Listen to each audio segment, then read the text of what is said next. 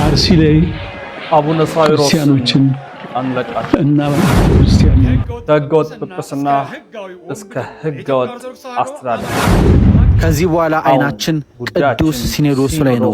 ይህን መንግስት ስልጣኑን አስረከበ። የአርሲ ሞት ብቻ አይደለም ጉዳያችን፣ ከዚያም የከፋ ቤተሰቦቻችን ወደ ኦርቶዶክሳውያን እንዴት አላችሁ? እንዴት ቆያችሁ? እንዴት ሰነበታችሁ? ይህ ያሮስ ነው። ያሮስን ምርጫችሁ አድርጉልን። በቀን 2 ጊዜ ምሽት 1 ሰዓትና ማለዳ 1 ሰዓት በኢትዮጵያ አቆጣጠር ወደ እናንተ ቪዲዮችን አስደግፈን በሰፊ ስክሪን እንመጣለን። ስለዚህ ሁሉ ጊዜ እንደምንለው ላይክ በማድረግ ሼር በማድረግ መረጃዎችን በማዳረስ አጋርነታችሁን አሳዩ፣ ቤተሰባዊነታችሁን አሳዩ እንላለን። ሼር ይደረግ። ላይክ አታደርጉም፣ ችግራችሁ እሱ ነው። አልጎሪዝሙ ስለሚያዳርስ ማለት ነው። በደንብ አድርጋችሁ እንድታዳርሱልን እንሻል። ወደ መረጃችን በቀጥታ ስንገባ የመጀመሪያው ብፁዕ አቡነ ሳዊሮስ ላይ የቀረበውን ጥያቄና ቅሬታ በማስደመጥ እንጀምራለን። ሁላችንም እንደምናውቀው ጥር 14 2015 ዓመተ ምህረት በአቡነ ሳዊሮስ እና ባሉት አባቶች ላይ ብዙዎቻችን ተቃውሞ ነበረን። ይሄውም ተቃውሞ የተነሳው ሁላችንም እንደምናስታውሰው ህገወጥ ሲኖዶስ አቋቁመናል በሚል ከፊት ለፊት አቡነ ሳዊሮስ ፓትርያርክ ሆነው የታዩበት ክስተት ማለት ነው። እንግዲህ ከዛ በኋላ በመንግስት ጣልቃ ገብነት እርቀ ሰላም እንዲፈጠር ተደረገ። አሁን ግን ያ ሁሉ ነገር አልፎ ብፁዕ አቡነ ሳዊሮስ የመንበረ ፓትርያርክ ጠቅላይ ቤተ ክህነት ዋና ስራ አስኪያጅ የምስካየ ኅዙናን መድኃኔዓለም የበላይ ጠባቂ ሊቀ ጳጳስ የሸገር ሲቲ ሀገረ ስብከት ሊቀ ጳጳስ ናቸው። እኛ አባት ታዲያ ወደዚህኛው አባትነት ወይም ወደ ጠቅላይ ቤተ ክህነት ኃላፊነት ከመጡ በኋላ አይተናል። እንግዲህ ቀድሞ ሞት አልቀረም፣ ግን ደግሞ በአሁኑ ተባብሶ መጥቷልና ከህገወጥ ጳጳስነት ወደ ህገወጥ ስርዓት ወደ ህገወጥ የቤተ ክህነት መሪነት በማለት አንድ ወንድማችን ይናገራል። ቪዲዮውን ከህገወጥ ጵጵስና እስከ ህጋዊ ወንብድና የኢትዮጵያ ኦርቶዶክስ ተዋሕዶ አማኞችን ማቅ ያስለበሱ የጥቁር ታሪክ ባለቤት ህገወጥ ጵጵስና አልሆን ሲላቸው በህጋዊ ወንብድና ቦታውን ያዙ። እርሳቸው ቦታ ከያዙ በኋላ በመዋቅር ቤተክርስቲያኗን ሽባ እያደረጉ ይገኛሉ። ላብነት ብንጠቅስ ከእርሳቸው ስልጣን በፊት የማህበረ ቅዱሳንን ጥንካሬ ማየት እንችላለን። በቤተክርስቲያን ጉዳይ ቀድሞ የሚደርስ ቀና ያልሆነ መንገድ የሚሄዱ አባቶችን ጭምር የሚሞግት ለኢትዮጵያ ኦርቶዶክስ ተዋሕዶ ቤተክርስቲያን ምሰሶ ከምንላቸው ማህበራት አንዱና ግንባር ቀደሙ ነበረ። ከሲኖዶስ ባልተናነሰ የማህበረ ቅዱሳንን መልእክት ለመስማት የምንናፍቅ ብዙዎች ነበርን። ህዝበ ክርስቲያኑን በማስተባበር ገዳማትን እያገዘ የገጠር ቤተክርስቲያንን ያሰራ ነበረ። በወቅታዊ ጉዳዮች ይሳተፋል።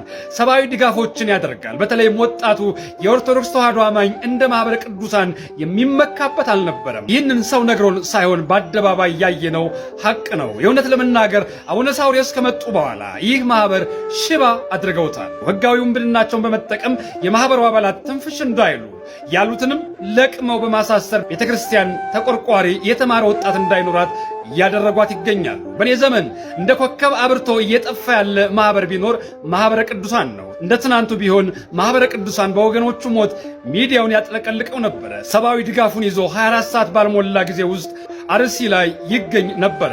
ማህበረ ቅዱሳን ዝም ብሎ ማህበር አይደለም። በበረከት ስራ ስም የተማሩ ወጣቶች የሚሰበሰቡበት፣ በቀጣይ የቤተክርስቲያን ዕጣ ፈንታ የሚወያዩበት፣ ወንጌል የሚስፋፋበት፣ ብዙዎች ከጥቅም ጋር የማይገናኝ የትውልድ ቀጣይነት የሚረጋገጥበት፣ የቤተክርስቲያን መሪዎች የሚታነጹበት ማህበር ነው። ይህንን ማህበር ምርኩዝ እንዲይዝ አድርገውታል። ይህንን ማረጋገጥ ከፈለጋቸው አቡነ ሳዊሮስ ከመጡ በኋላ ሳይመጡ በፊት የማህበረ ቅዱሳን ተግባር መገምገም ትችላላችሁ። በህጋዊ ውንብድና ቤተክርስቲያንን አቅም እንዳይኖራት የመንግስት መገልገያ መሳሪያ እንድትሆን አማኞቿ መብታቸውን እንዳይጠይቁ ከጠየቁም እንዲታሰሩ እንዲንገላቱ በማድረግ የአንበሳውን ሚና እየተጫወቱ ይገኛሉ። በአንድ ሳምንት ውስጥ የታሰሩ መምህራኖች ማረጋገጫ ናቸው። እዚህ ጋር አንድ እውነት አለ፣ እኔ ማምነው የምቀበለው ማለት ነው። ይኸውም እውነት ምንድን ነው? የማህበረ ቅዱሳንን ነገር ስናነሳ አሁን በጣም ተዳክሟል። እውነት ለመናገር እንግዲህ ከ34 ዓመት በላይ ቆይቷል። ይሄ ማህበር ትልቅ ስራ ሰርቷል። ብዙሃኑ ኢአማንያን በማስጠመቅ ጉባኤ ቤቶች ላይ በመስራት ገዳማውያን አባት እናቶቻችን ላይ በመስራት ግቢ ጉባኤ ላይ በተለይ በመስራት የቤተ ክርስቲያን ጀርባ አጥንት ሆኖ ማህበረ ቅዱሳን በተለያዩ ማዕከሎቹ ሰፋፊ ስራዎችን ይሰራ የነበረ ማህበር ነው። ግን አሁን እንደምናውቀው የሚያየነው እንዳለ ነው። ማህበረ ቅዱሳን በጣም በሚያሳዝን መልኩ ትንሽ ደከም እያለ ይመስላል ወይም ደግሞ ወረድ እያለ ይመስላልና ይሄ በጣም አንዱ የቤተ ክህነቱ ጫናም ይመስለናል። ያው የውስጥ ብዙ ጫናዎች ቢኖሩም ቤተ ክህነቱ ጠንከር ብሎ በመያዙም ይሆናል እንደዚህ ይሆን ያለውና በጣም ትኩረት እንዲሰጥ እንፈልጋልና ስለዚህ ጵጵስናን ከመፈለግ ወደ ወንብድና መምጣት በሚል ነው ያቀረበው። ለሃይማኖቴ እሞታለሁ ገዳይ ነኝ ለእምነት የምትሉ ይሄን ስሙ ይለናል ወንድማችን። በጣም የሚያስተምር ሐሳብ ብዬ ነው ማምነውና ተካፈል እንመለስ። እንዴት ነው የኦርቶዶክስ ጀግኖች ለሃይማኖት አንገታችን የምንሰጠው እኛ በቃ ወንዶች ሃይማኖታችን ለመጠበቅ የምንታጠቀው? ንስሐ እንግባ እስኪ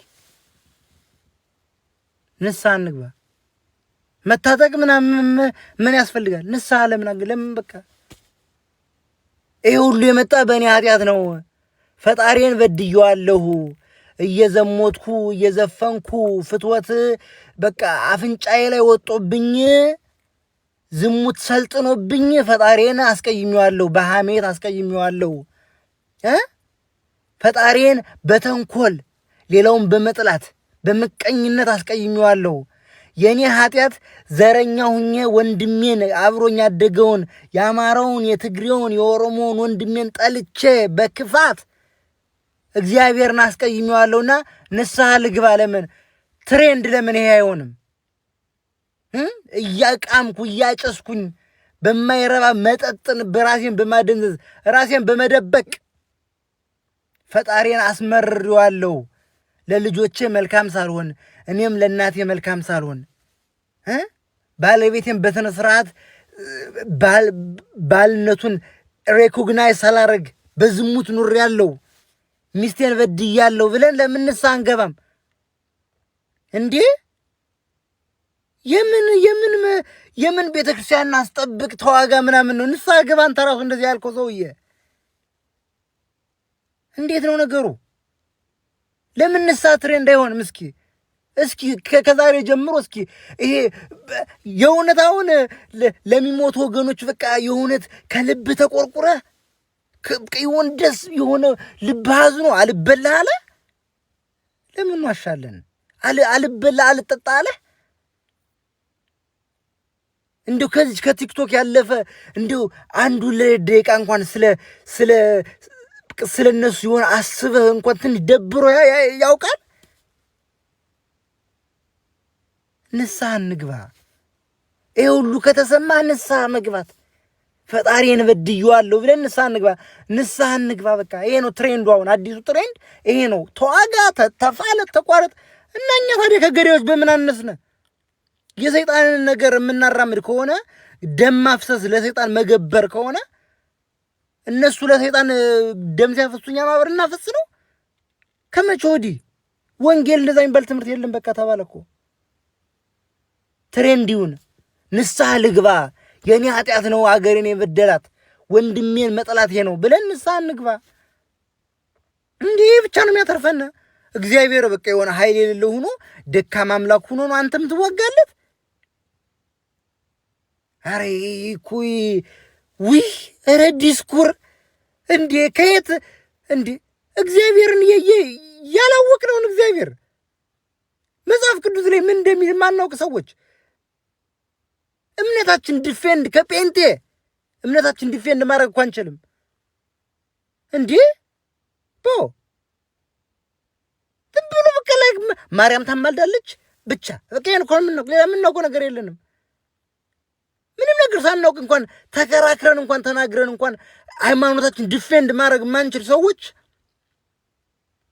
በቃ ለእግዚአብሔር የት መች ኑረንለት ነው የምንዋጋለት እና የምንሞትለት? እስኪ እንኖርለት መጀመሪያ እንዴ። አያስማማም? ምን ያስማማኛል?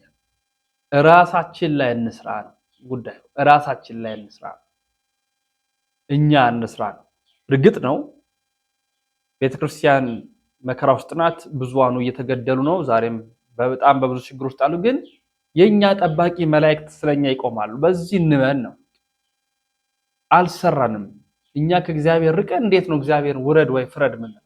ይቅርታ እግዚአብሔር ሌላውን አካል ውረድ ወይ ፍረድ ምን ነው? ጌታው ፍረድ ምን ነው?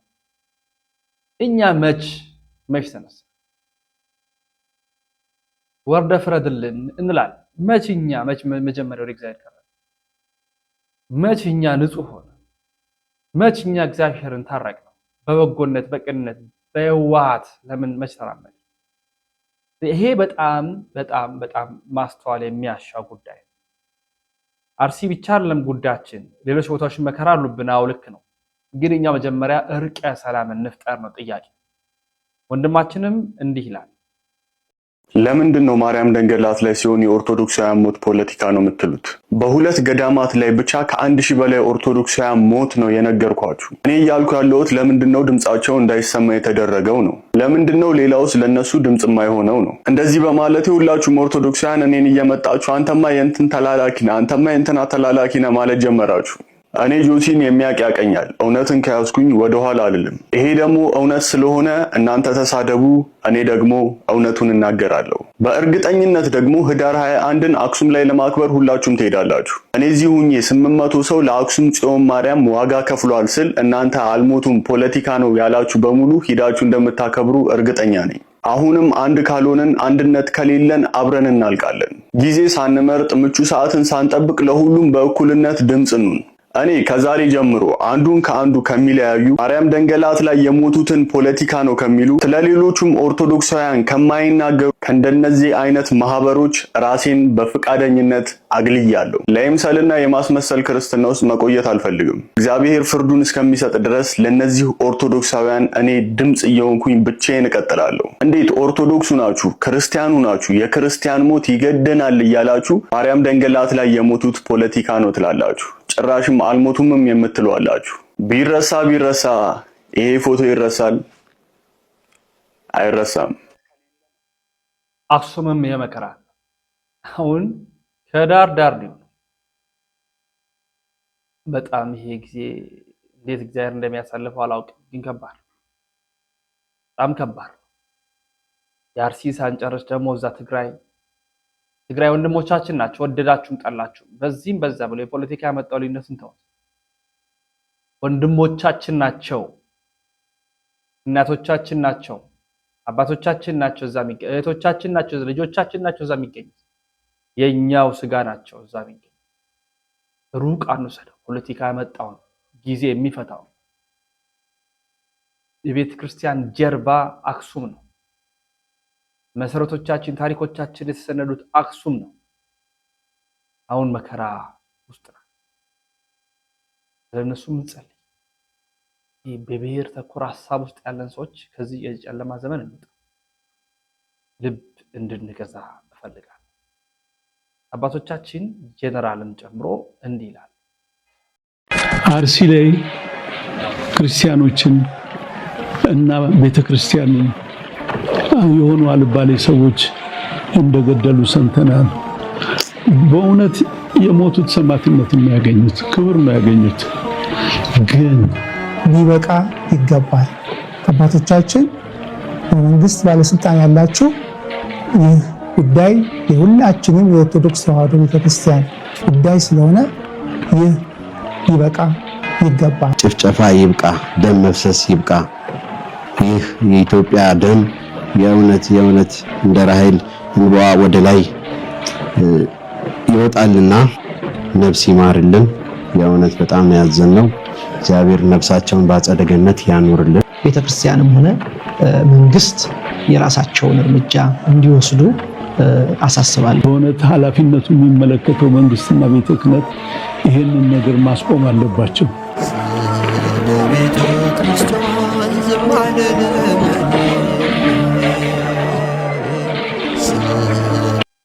የአርሲ ክርስቲያኖች ግድያም ስደትም በሌሎች ቦታዎችም ያለው መከራ የአብያተ ክርስቲያናት መቃጠል ዛሬም አላባራም። እግዚአብሔርን ግን እንጠይቀዋለን፣ ለምነዋለን። የአርሲ ክርስቲያኖች ግድያ ስደት ይቁም።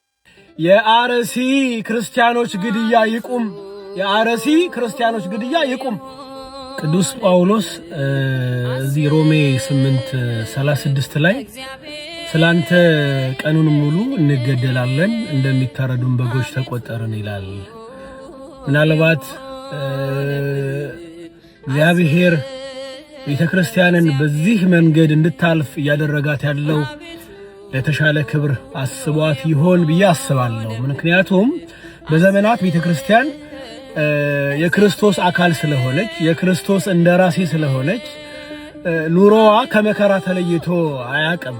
ምናልባት በዚህ ዘመን የሚቆጨን የሚያንገበግበን የሚያስለቅሰን ምንድነው ትሉን ይሆናል ገዳዮቻችን። ሕግ ባለበት ሀገር መንግስት ባለበት ሀገር መገደላችን፣ መንግስት ባለበት ሀገር መታረዳችን፣ መንግስት ባለበት ሀገር መሰደዳችን ነው የሚያስለቅሰን የሚቆጨን የሚያንገበግበን ማለት ነው። ስለዚህ አሁንም በአርሲ የሆነ ያለው በኦሮሚያ ክልል በአርሲ የሆነ ያለው ዘር ተኮር ሃይማኖት ተኮር ጭፍጨፋ እጅግ የሚያሳዝን ነው። የምንገደለው ክርስቲያን ስለሆንን ነው። የምንገደለው ዘራችንን መሰረት አድርገው ነው። የምንገደለው ደግሞ መንግስት አለ ብለን ያመንነው ይጠብቀናል፣ ይከለለናል ያለው መንግስት እያስጠቃን ስለሆነ ነው። እንደ ክርስቲያን መንግስት የሚሾመው እግዚአብሔር ሲፈቅድ ነው፣ እግዚአብሔር ሲሰጥ ነው ብለን ስለምናምን ለገዢዎቻችን የሚገባውን ክብር እንሰጣለን፣ ለገዢዎቻችን እንገዛለን። እንግዲህ አምነን ስንገዛላቸው ሊጠብቁን ካልቻሉ ምንድነው ቀጣይ ሊሆን የሚገባው? ስለዚህ መንግስት አሁንም እንዳንድ ጤናማ ክርስቲያን አይምሮ እንዳለው ሰው መንግስት ገዳዮቻችንን ያስታክስልን፣ አልችልም መጠበቅ አልችልም የሚል ከሆነ ደግሞ በግልጽ በአቋም ደረጃ ቃሉን ይንገረን፣ መልእክቱን ያስተላልፍልን። እኛ እንደ ተቋም መደራጀት ካለብን ተደራጅተን ሌሎች አሉ የሚባለው አማራጮችን ተጠቅመን ሰላማችንን ማስጠበቅ ይከብደናል ብዬ አላስብም። ምክንያቱም አገሪቷን እንደ አገር ስንመለከታት ሁሉም በጎጥ በየመንደሩ ስለተዋደነ እኛ ደግሞ አገርን የመራች አገርን የሰራች ቤተክርስቲያን ተቋም እንደ ተቋም ራሷን መጠበቅ ያቀታታል ብዬ አላምንም፣ እንደ ግለሰብ ማለት ነው። ስለዚህ የአርሲ ክርስቲያኖች ግድያ ይቁም፣ የአርሲ ክርስቲያኖች ግድያ ይቁም። መንግስት በቃ ይበለን፣ እንደ አገር ያስከብረን፣ ያስጠብቀን፣ ይጠብቀን።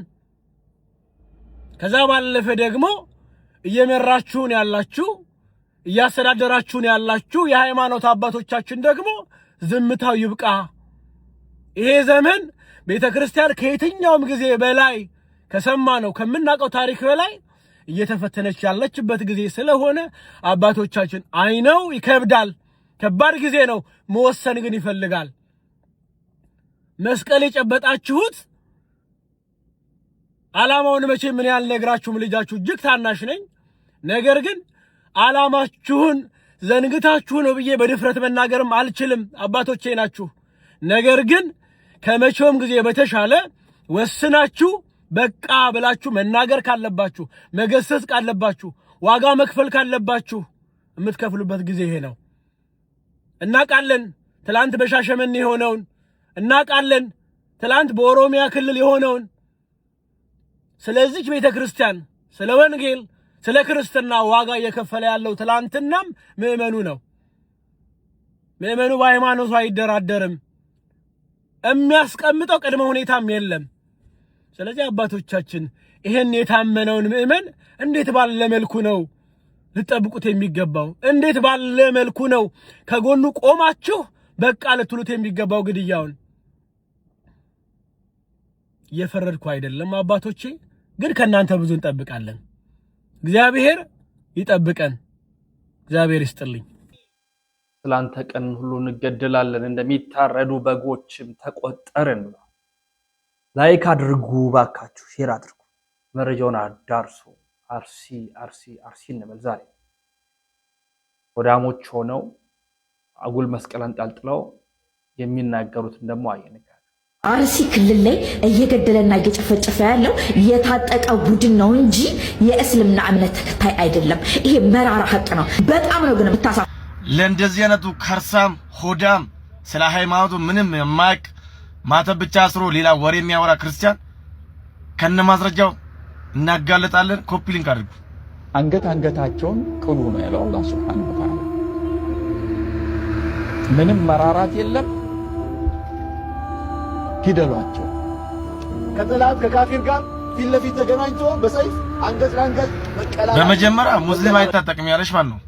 እነሱ እኮ ታጥቆ ጫካ ገብቶ እኮ እንጨርሳቸዋለን፣ በዚህ ጠብቁን፣ ወሎ ጠብቁን፣ እንመጣለን፣ እናጠፋቸዋለን እያሉ ነው አይደል? አንቺ ምኑን አውቀሽ ነው እዚያው መጥተሽ አፍሽ የምትከፍቺው? ይሄው እየተናገሩ እኮ ነው።